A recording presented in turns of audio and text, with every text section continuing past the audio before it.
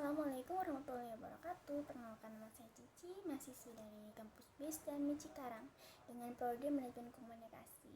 Di sini saya akan menjelaskan kasus krisis komunikasi publik Direktorat Jenderal Bea dan Cukai pada bulan April sampai dengan Mei 2024 untuk memenuhi tugas mata kuliah Media Relation. Yang pertama ada identifikasi kasus. Judul kasusnya yang mau saya bahas adalah krisis komunikasi publik viralnya kasus barang kiriman impor Direktorat Jenderal Bea dan Cukai atau DJBJ pada tahun 2024. Lalu yang pertama ada pihak yang terlibat.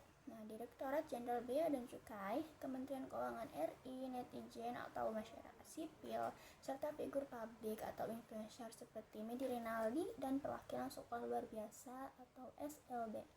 Kronologi singkatnya, pada periode April hingga Mei 2024 ini, masa media sosial terutama X atau Twitter dan TikTok dibanjiri oleh keluhan beruntun dari masyarakat mengenai penahanan dan penetapan pajak barang impor yang dinilai tidak masuk akal.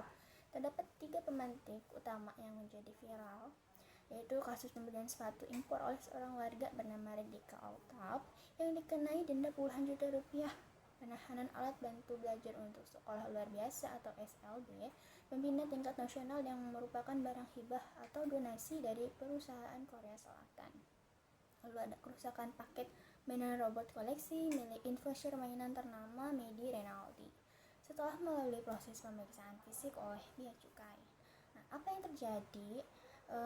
Terjadi informational gap atau kesenjangan informasi dan sumbatan komunikasi. DJBC menerapkan aturan pengetatan impor barang sesuai regulasi terbaru atau Permendag. Namun, implementasi di lapangan dan cara penyampaian aturan tersebut dinilai arogan serta kurang disosialisasikan sehingga memicu akumulasi kesalahan publik. Yang kedua, analisis pemberitaan media. Bagaimana media memberitakan? Media massa nasional seperti Kompas.com dan Tempo mengamplifikasi keluhan dari media sosial menjadi produk jurnalistik yang masif. Media terus-menerus mengejar klarifikasi dari pejabat kementerian terkait dan menyoroti kelemahan birokrasi. Sentimen pemberitaan. Mayoritas didominasi oleh sentimen negatif yang sangat pekat terhadap instansi bea cukai. Lalu framing media membingkai framing isu ini ke arah birokrasi yang mempersulit rakyat dan ketidakadilan regulasi bagi barang spesial atau pendidikan.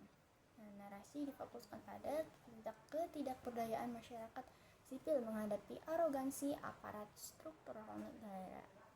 Lalu pembentukan persepsi publik. Pemberitaan yang masif berhasil membentuk persepsi publik bahwa Bea Cukai adalah instansi yang mempersulit proses administratif, kurang transparan dan tidak berempati terhadap kepentingan sosial, khususnya anak-anak disabilitas di SLB. Yang ketiga ada analisis media relation. Guna menganalisis krisis ini, kita dapat mengumpulkannya dengan 3 materi pokok media relation. Yang pertama, media monitoring atau pemantauan media. Analisis pada fase awal, DJBC gagal melakukan media monitoring yang responsif isu barang kiriman yang awalnya bersifat keluhan personal di media sosial dibiarkan tanpa penanganan humas yang empatik. Akibatnya, isu kecil tersebut menggelinding menjadi bola salju atau snowball effect yang tidak terkendali ketika diadopsi oleh media massa nasional. Yang kedua ada krisis communication atau komunikasi krisis dan strategi analisis. Berdasarkan situasional krisis communication theory atau SCCT, DJBC awalnya menerapkan DENI strategi atau strategi penyangkalan dan melemparkan kesalahan kepada regulasi kementerian lain atau scapegoating. Respon kaku berupa perilisan data kalkulasi pajak lewat media sosial tanpa disertai permintaan maaf justru memperburuk krisis komunikasi di fase awal. Yang ketiga, holding statement dan konferensi pers. Keberhasilan pasca krisis analisis. Sadar akan kerusakan reputasi yang fatal, Menteri Keuangan dan Dirjen Bea Cukai mengambil langkah korektif. Mereka merilis holding statement yang melunak, langsung turun ke lapangan untuk menyelesaikan masalah. Misalnya, pembebasan pajak Adman SLB, dan mengadakan konferensi pers bersama untuk meminta maaf serta menjelaskan perubahan kebijakan operasional secara transparan. Nah, untuk solusinya untuk memulihkan reputasi dan mencegah krisis serupa berulang di masa depan. Di sini saya berikan langkah-langkahnya solutif yang wajib diambil menurut saya, yaitu restrukturisasi komunikasi publik, itu mengubah gaya bahasa humas instansi di media sosial dari sifatnya yang kaku dan defensif menjadi lebih humanis, edukatif, dan penuh empati saat merespon keluhan warga.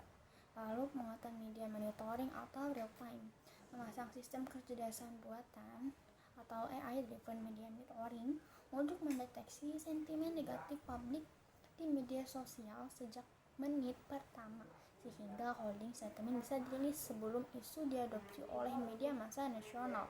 Edukasi regulasi secara proaktif. Nah, membuat konten edukasi yang sederhana, ringkas, dan mudah dipahami seperti infografis atau video pendek mengenai aturan pembatasan impor barang, bukan baru menjelaskan saat adanya kasus viral ya. Kemudian penyediaan jalur khusus krisis atau krisis hotline, membuka kanal komunikasi prioritas penanganan masalah barang kiriman yang bersifat darurat atau sosial seperti donasi dan alat bantu medis. Maka tidak perlu viral terlebih dahulu untuk mendapatkan penyelesaian. Nah, kemudian pelatihan manajemen krisis bagi pejabat. Nah, menyelenggarakan media training secara berkala bagi juru bicara dan pejabat struktural agar lebih siap, tenang, dan tidak emosional saat menghadapi kejaran jurnalis di lapangan. Nah, untuk kesimpulannya, akar masalahnya ini, krisis ini bukan sekedar masalah kebijakan operasional ya, melainkan kegagalan humas dalam menjembatani informasi regulasi baru kepada publik atau informational gap. Nah, yang diperburuk oleh respon yang awalnya ini kurang berempati ya. Dampak terhadap instansinya akibat keterlambatan penanganan krisis di fase awal, kepercayaan publik atau public trust terhadap instansi sempat merosot tajam, dan citra birokrasi nilai buruk serta mempersulit masyarakat. Nah, pelajaran pentingnya, di era digital saat ini batasan antara media sosial dan media massa nasional sudah sangat tipis ya. Keluhan personal warga di media sosial yang diabaikan dapat bertransformasi menjadi krisis reputasi berskala nasional dalam hitungan jam jika tidak dimonitor dan ditangani dengan strategi komunikasi krisis yang tepat. Nah, segitu saja dari saya, kurang lebihnya mohon maaf. Terima kasih. Wassalamualaikum warahmatullahi wabarakatuh.